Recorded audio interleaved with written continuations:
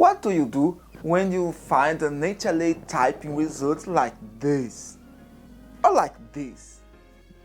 What are these letters after the numbers? What do they mean? Are you interested? So stay with me and let's discover.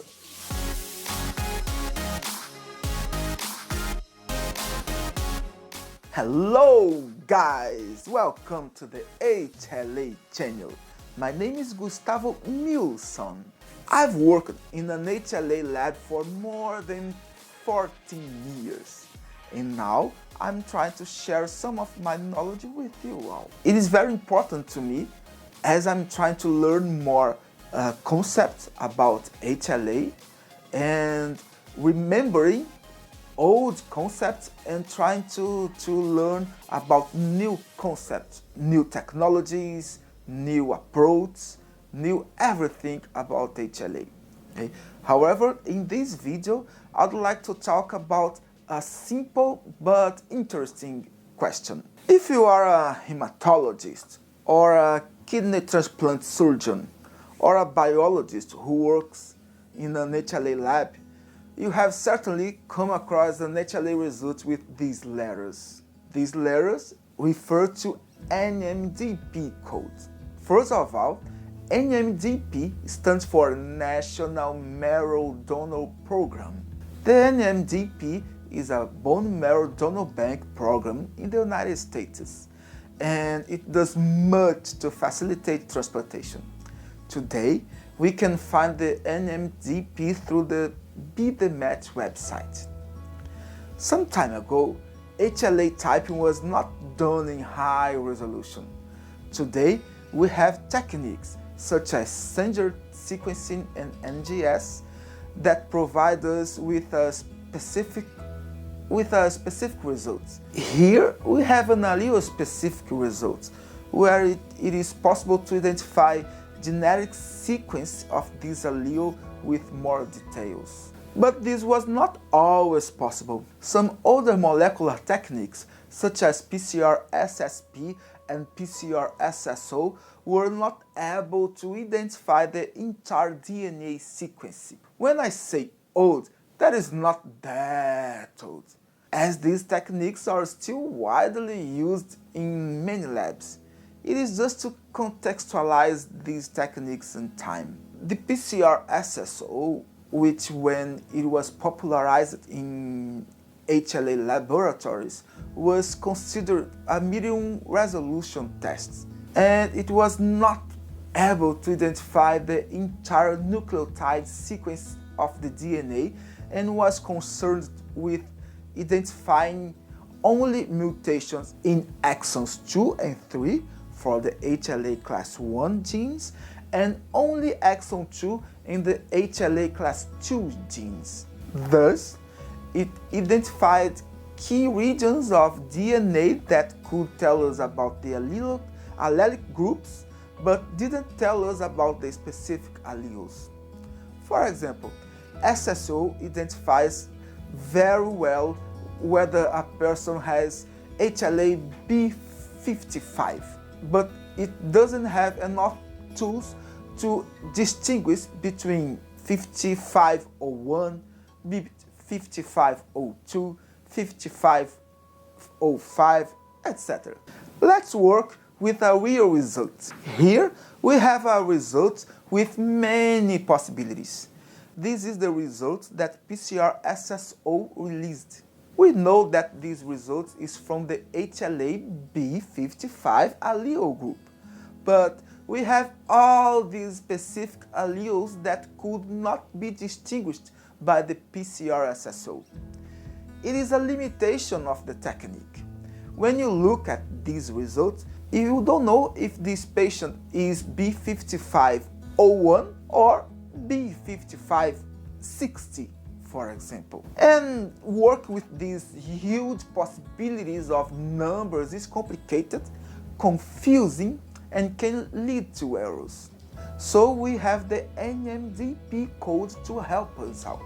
In general, the lab takes the result that is generated by the interpretation software and submits it to the Nmdp.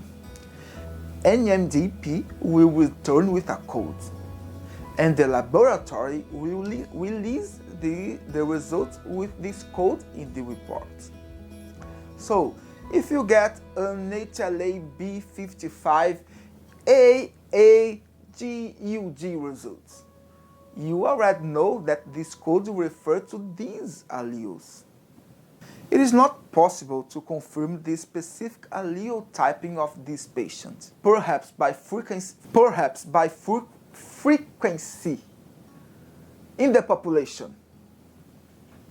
When we say that the most frequent allele is B5501, and probably this allele is the correct type, or even by linkage disequilibrium. But only a high-resolution test can give us the results in two fields. But if you receive a report with these results, with Nmdp code, what do? On the Nmdp website, Beat the Match, you can decode these results. Just open the website page, copy the Nmdp code, click on Decode, and the full result will appear below. In this case, as we already know, the result is. We can also do the reverse. If we have the sequence of specific alleles and we want to know what code it belongs to, we just paste the sequence of alleles and the site will return the Nmdp code to us. Now, if you are in the lab and you get a result that doesn't have the Nmdp code in the interpretation software yet, what should you do? In the past, we had to send the sequence to the email address you are seeing here, which returned with a new code. Today, there are interpretation software that already have a tool that sends the sequence directly to the Nmdp algorithm, and when you return to the software, the code is automatically generated. But even so, on the Nmdp website, in the Mac tool, you can put the entire sequence and ask to verify the Nmdp code by clicking on Encode. If there is still no code for that sequence, the program will generate a new code. So, physicians, if you see an Nmdp code in your HLA type report, what are you going to do? Decode the Nmdp code on the Beat the Match website, and then compare the recipient and donor results. Attention!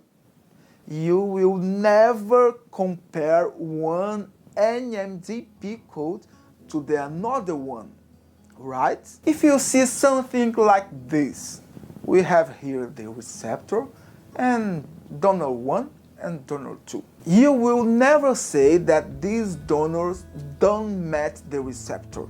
You must go to the Nmdp website and decode them. Well, if you are working with a family, if these samples are related, then after a familiar analysis, you might say that these results are compatible. But if they are not related, if you are not working with a family, so you must go for more specific techniques to determine the right alleles. By the way, here are the full codes. As you can see here, we have the same specific alleles in all sequences.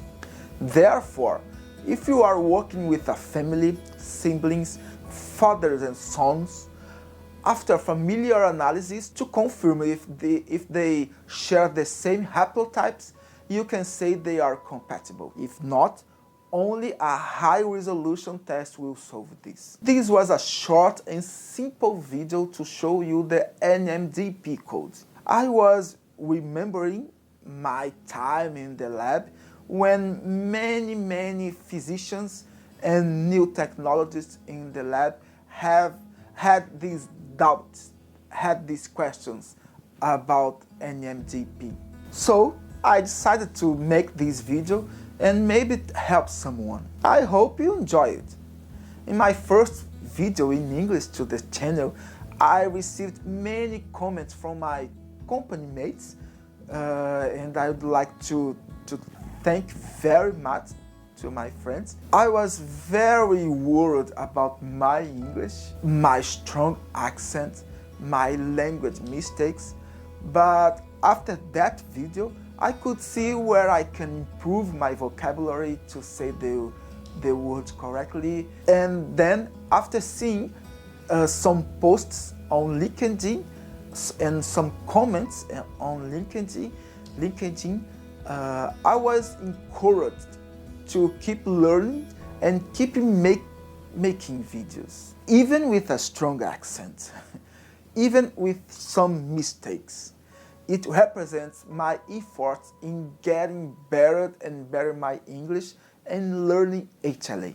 And if this video helped you in any way, please give it a like. It will make me very, very happy. So, see you next time. Bye bye.